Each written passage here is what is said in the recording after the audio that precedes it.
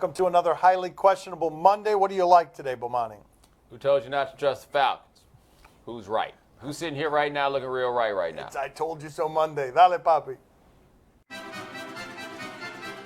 What the hell was that game last night? That's an excellent first question to our Football Monday here. A total abomination. You want to know why ratings are down? Start there. 6-6 game, ends in a tie. These are exciting offenses, but they weren't last night. And then, you got this missed field goal at the end, and then you get this at the end. I like this next, that face right there. That was all of us right there. What? Yeah, you're the one that took the kicker from NC State. What was all that? And then Bruce Arians complaining after the game because Bobby Wagner kept jumping over his center. Listen to this. He touched him. You saw it. Did you see it? Didn't he touch him? Look like it. Yeah, it sure did. It sure looked like it to me, but it was not ruled that way. Same with on the last one. He definitely touched him. You know, I'm sure, I'll talk to the league and we'll get some kind of explanation that's all like normal. Well, all right. I mean, I'm in favor of the neighborhood play on such an athletic feat as we have there. But here's what we had in that game. We had the Seahawks with a great defense going against a team with an offense that's not really as good as we remember. On the other side, we had Seattle, whose offensive line is 5 fat dudes Tom Cable picked up in the truck outside of Home Depot, and Russell Wilson basically running around on one leg. That game was bad, and guess what? Tonight, with the two best pass defenses in the league and Brock Osweiler versus Trevor Siemian, tonight could be worse. And I think Thursday's going to be bad, too, because the Jags are involved. So you got a lot of bad primetime stuff happening. But Bruce Arians is sitting here, and he's taking away from us the only exciting thing that happened last night, which is one guy jumping around athletically. He wants to take even that away from you. I think that they should have given that game to the Cardinals, you know. You know how difficult it is to hit that upright with a football? The two of them, they missed the field goal. You know, you hit the upright. You know how difficult that is? You try to do it, my friend. See how difficult that is. You should get 4 points if you hit the upright. That's the way I see it, I'd be with that. What's that, like hitting like on the outside part of the bullseye when you play darts? Yes, I'd be with that. I'd give him 4 points for that. 5 if you hit the crossbar. Okay. Without go there, we demand, a change in the rules of the game. And 6 if you hit one of the officials in the jump. Yes! That's right. That should be worth more That's than 6. right. Don't be ashamed. Don't drop your head. Come on, everybody be down with that. Have the Vikings been a mirage? Wasn't that the first game they lost? Right? And I think this is the first game that they've lost all year. We're tossing it all away. They lost 21-10 to the Eagles. Now, I will say this. You think the Vikings are a mirage? Ask Carson Wentz if they're a mirage, because they still gave him the blues. But the Vikings are a team that we've seen be really battered, really injured, can't run the ball, can't pass protect. What are you supposed to do there? If you're Mike Zimmer, just be mad. I don't know. We didn't block anybody, so, we were soft. We got overpowered. The safety beat the tackle one time. The safety beat the back a couple times. So it was a little bit of man on man, and we got whipped. Well, there's also that. Apparently, they just got whipped. I despise the coach who comes out and talks about how soft his team was when they lost their first game. You're allowed to lose games on the road, and if that team loses in the playoffs, it's probably going to look a lot like what you saw yesterday. Their offensive line can't protect a quarterback who's made of balsa wood, and that's going to be what you see in the playoffs if the Dallas Cowboys get a hold of that team. Well, he didn't look that tough to me in that press conference. The team that take after the personality of the coach, he looked like a wimp to me. He didn't do. At times, I couldn't hear what the guy was saying. Yeah, but that's because you're old. His volume was fine. You just can't hear so well. Who do we have to call to get Mike Zimmer down here so that he can call him a wimp? Really? He wouldn't hear you if you did it to his face. Do you understand Falcons coach Dan Quinn trusting his gut? This was a fun game last night. Oh, Bomani is laughing the I told you so laugh. He told you the Falcons were not to be trusted in overtime. They go to overtime, and They've got the ball, and it's fourth and just a tiny That's bit. the third down where they couldn't get any push. Right. But should have told you, I don't think you should try this again. But no, it's the Falcons. What we want to win for.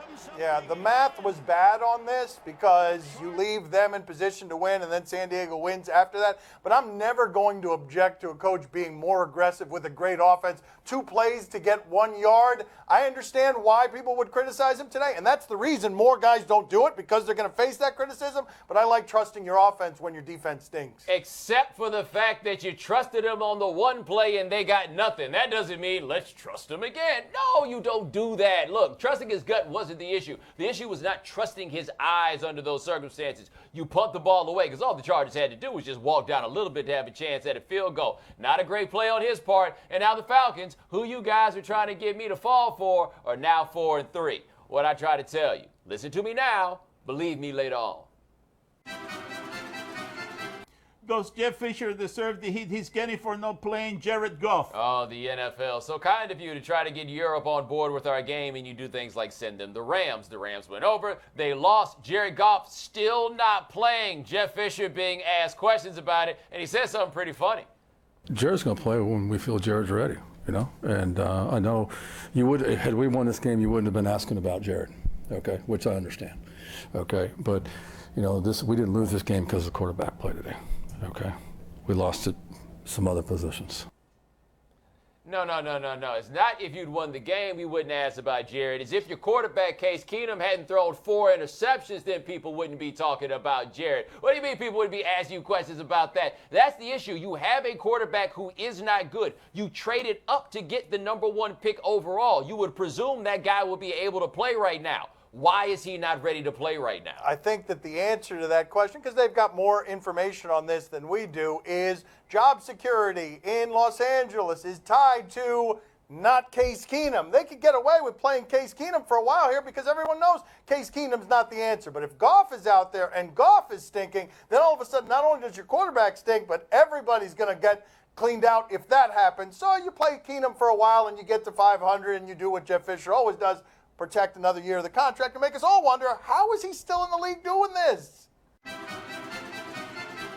Does Ryan Fitzpatrick have reason to be upset with management? He always makes it Fitzpatrick for some reason instead of Fitzpatrick. Geno Because he Smith. stinks.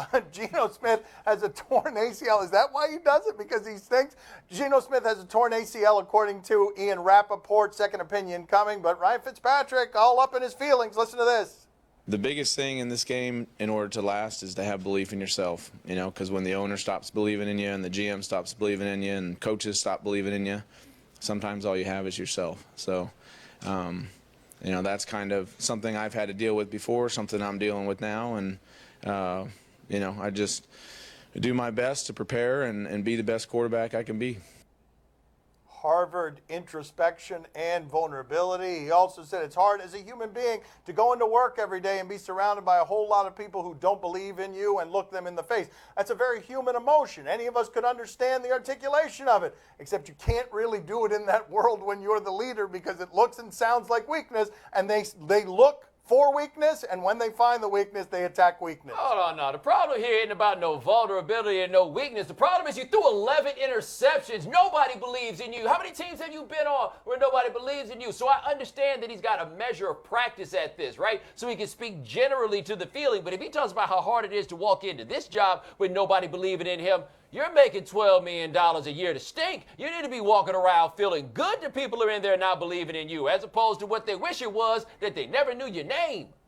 I have to do the impersonation of Ryan Fitzpatrick. Okay, You know, let's hear here it goes. Oh, everybody has been so mean to me. Yeah. Nobody cares about me. Oh, there's no love in this team. I went to Harvard, you know. No love on this team. I went to Harvard. I thought it's impressive Ryan Fitzpatrick was going to be to throw the ball that way and then start running back the other way. Everybody chasing. Coming up next on Highly Questionable.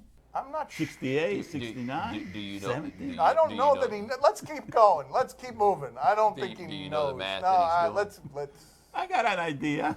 He does. Yeah, I don't want to talk about this in you front see of how the people. six No, is, right? don't do this. Don't. For the Man. love of God. Oh. My son's TV show is brought to you by Sport Clips Haircuts. You watch sports, we cut hair. It is perfect. It is Monday. Time for more headlines.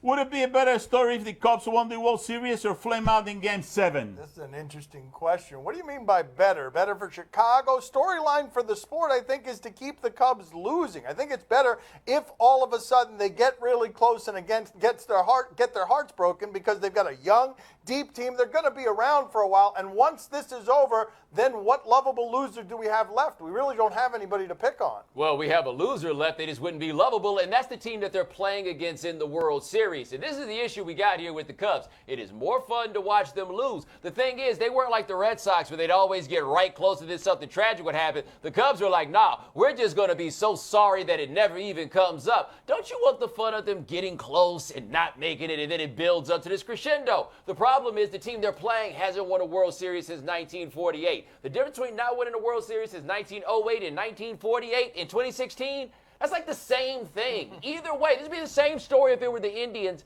and not the Cubs. I want them all to lose. It's better for us. Okay, that one's not possible. Go umpires. Well, this is a tough one for me because if Cleveland loses, LeBron is sad. If the Cubs, they lose, Wilbon is sad. So I don't really know what to do. I'm What's at the he gonna crossroad do? here. He's you at know? a crossroad. That's right. I don't know. Yeah, I mean, we're all stuck.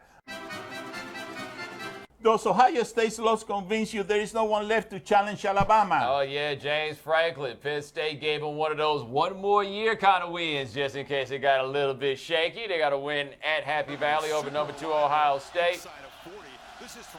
This happened.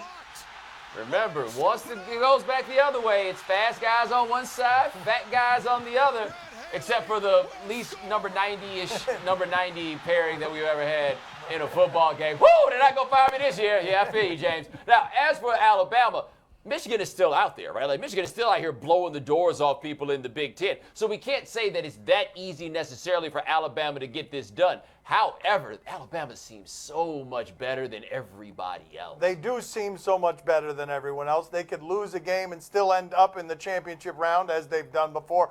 But when you look at Ohio State, Michigan's basically the only other place that you look where you say, wait a minute, Alabama doesn't have that much of a great player and coach advantage. It's Ohio State, it's Michigan, and then who else are you looking at where you say, well, the coaching is probably about equal and the players are about equal? There's not anywhere else to turn on that one. Here's the thing, though. If Alabama played Michigan straight up with that quarterback dropping straight back from Harbaugh, Alabama will beat them by 1,000,000 points. Dick Grunk's joke made you laugh. Somehow, and I don't know exactly how this has happened, but we have allowed this man to be the Peter Pan of the universe, right? Like, he is full on Peter Pan. I don't ever have to grow up. And if you think that Gronk in year 6 or 7 or whatever it is even considered growing up, the result of that play was that you scored your 68th career touchdown, which ties the Patriots record. We talked about leading into the game. What is your reaction to that? One more. I got 69 touchdowns, if you know what I mean. Only you know what I mean, baby. Wait, who did he say baby to? To an actual baby. No, it wasn't a woman. It was a man, but I imagine an actual baby that he just calls them baby. Baby. You know what I mean, baby. This is real life, by the way. And I hate the fact that it is somewhat endearing, right? Like, we should be, you fully need to grow up, but then it happens, and then he's got that smirk. It is so awkward in there. It is the funniest thing I've ever seen. I love the idea that every week coaches are going in and they're spending 19 hours trying to figure out how to outsmart that oaf, and nobody can do it. Like, they're sitting there all week, they're suffering, they're sleeping on their couch. I've got the answers to Gronk, and he breaks every strategy over his polar bear knee. Well, what is the guy supposed to do? He got 68 touchdowns. The next one is going to be number 69. I mean, that's it. I mean, it's very simple. You got to do the math, you know? I'm not sure. 68, 69, do you know, 70. I don't know that he. Let's keep going. Let's keep moving. I don't think he do you knows. know the math no, that he's doing? let's. I got an idea. He does. Yeah, I don't want to talk about this in you front see of how the people. 6 No, is, right? don't do this. Don't. For the Man. love of God. Oh! It is a people's champ. I'm something like a bowler. The candy pen dripping off of the old Impala. I'm with that big back Hank. That Poppy John box. Trunk bump like chicken pox. Turn the bass up just a notch. Sitting sideways, boys in a daze. Sitting sideways, boys in a daze. Sitting sideways, boys in a daze. On a Sunday night, I might bank me some maize. Highly questionable is broadcast from the Clevelander Hotel on beautiful South Beach, Miami. Time to play the game that loves the way he smells. Do you question? You give us topics and events. What did he just do? Do you question trying to tackle Leonard Fournette? Yes. 16 carries, 284 yards. This isn't even in that count. Oh my goodness! Dear Oh my goodness! God. Can we get another look at this? Young man. Oh man! No. And the thing is, the kid's trying to go low. Fournette just refuses to allow him to do that. Now, I understand it's unfair to do this because the guy ain't getting paid any money. But Deontay Anderson is that young man's name. I'm only telling you so we can start a GoFundMe so we can get him a little money to help him, maybe buy some pride. Just smacked. Les, how did you lose your job with that in your backfield, Les? How? I think that I know how Deontay felt. Oh, yeah. Oh, there it is. Yeah, something like that, except being Deontay hurts more and makes a worse sound. And Deontay saw it coming and it was somehow worse than he imagined. Do you question whether Marquette King needs to get more involved in the offense? Oh, he is the punter for the Oakland Raiders. The Oakland Raiders have a lot of good players at the skill positions, and they have a good skill position player at punter. Look at this. This whole thing got botched, and it didn't look like a botching. The athletic punter. Look at this. Noticed by his name being Marquette. Look at this. And he doesn't have some things in common with the other punters. Oh, my God. I don't want to take it too far there, but Oh, my God. Look at this. Hold on. How is it? This tells you more about the Jags, I feel like, than it does about Oakland. but he can legitimately move. Yes, like, this he is the can. thing. That was 4th and 19, incidentally, and nobody on the Jags could catch up to Oakland's punter. Congratulations, Jacksonville. That is your team. There you go. You can't even stop Oakland's punter. Do you question if Draymond is in mid-season form? I don't even need to tell you what happened. It's Really? something that I'll find to be horrifying, and these two. Again? The penis Play it. hunter again Play was it. penis hunting? Play Again? it. Putting Livingston on his way. Getting to his spot. Draymond inside. Yep, there he Oh, is. come on, Draymond. It's preseason, the dudes are already not having it. Like, everybody's going into these games on alert this year. I mean, Bomani, he can't be able to stop this at this point. If last year's punishment is not sufficient, this has to be a reflex that he simply can't stop. Well, we need to put the list of guys together that we want him to do this to because we might finally get the fight that we've been waiting on. Like him and Boogie Cousins. How you think that goes? I think that we should put LeBron at the top of that list, that's all. I mean, the last time something like that happened, it got, the Cavs the championship. And Dwayne Wade. Oh, wow, really? Okay. And Bosch also, if he comes back. Well, Bosch, too, if he's healthy enough to endure it. I don't know why my father hates everybody who had anything to do with the Heat. Time to play the game that is better than you and most things. See? Or no? Tell us what to watch on television tonight. We'll tell you if we're intrigued or not. On ESPN, Monday Night Football, Texans and Broncos. No. This is going to make last night feel like a Texas Tech football game. The Seattle Cardinals thing that you saw. Here's Walt Fuller, though. He plays for the Texans. He does special things every once in a while. And it will be Fuller who will start this at the 33-yard line.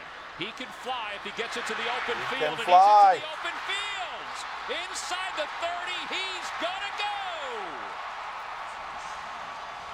Hooray! There was nobody downfield. There was no gunner in his Right, way. Oakland's punter would have chased him right down. But, Monty, are you intrigued? Is this how far back we had to go to find something exciting out of a Houston Texans game? know, I That's don't what we had to do. It's weird. Like, how long ago was that? Bobby, are you intrigued? Oh, see, I'm very intrigued. Are you kidding me? Monday Night Football, I'm telling you, on ESPN, I gotta watch that, buddy. I gotta support the ESPN with everything I got. Even though if the Texans they stink and the Broncos are not that good, I gotta go for it, and I gotta support that game tonight. I'm going to be glued to that TV.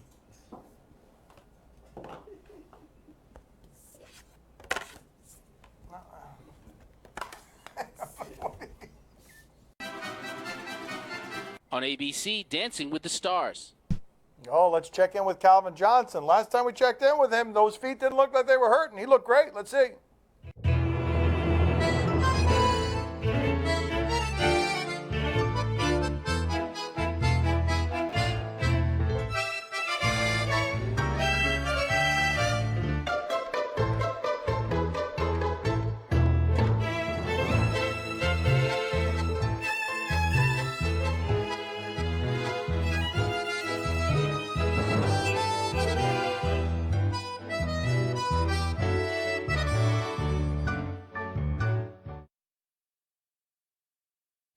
I mean, that was beautiful. It was, right? Why am I surprised? This is idiotic that that man is graceful. Like, that's a stupid thing for me to think, that to be surprised by that. Bomani, are you intrigued? Not especially. I do wonder, though, if Calvin Johnson's still playing in the league, would he be out there with the red shirt wide open, knowing the ridicule that would be waiting on him when he got back around to teammates? He looks good in that red shirt wide open, though. Pop, are you intrigued? Oh, see, I'm very intrigued. I love tango. Tango is one of my favorite dances. You know, the last time I fell in love with the tango was with that movie, The Sense of a Woman. You know, but this one, Calvin Johnson, I'm telling you, he's really the go-to guy in doing tango. You know, dancing tango. I'm going to be glued to that TV set.